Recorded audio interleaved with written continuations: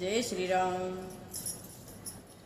कह कपि कनक भवनी कैसे जारा, कैसे बचा परनवाना।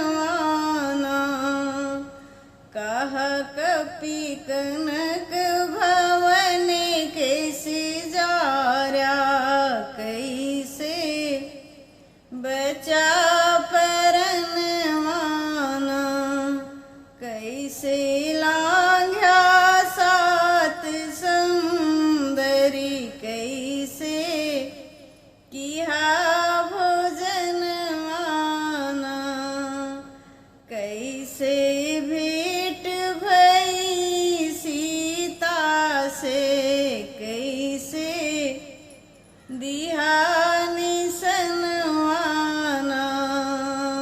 कैसे लांघ्या सात समुंदरी, कैसे किहा भोजनवाना।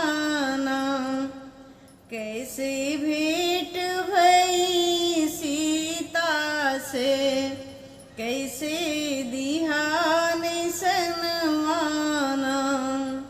कहा कपि कनक भवन कैसे जारा, कैसे बचा परनवाना।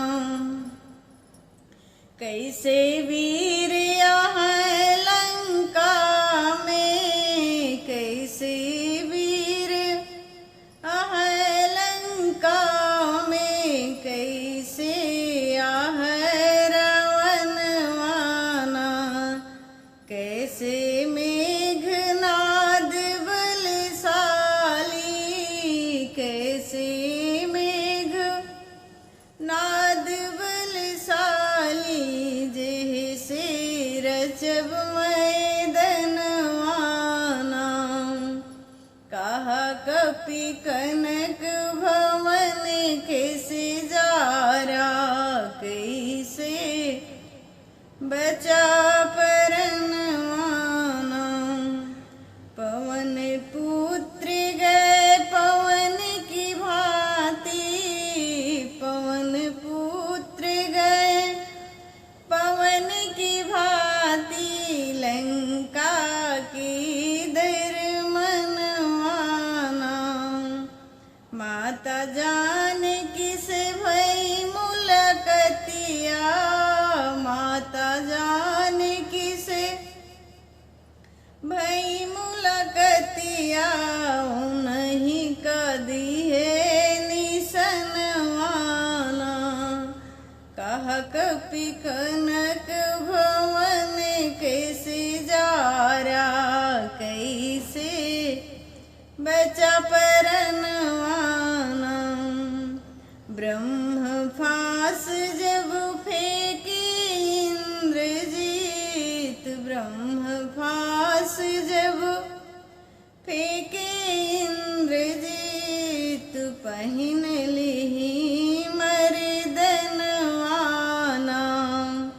सगर नगरिया में अगिया लगाया, सगर नगरिया में अगिया लगाए के चलाए प्रभु के समनवाना।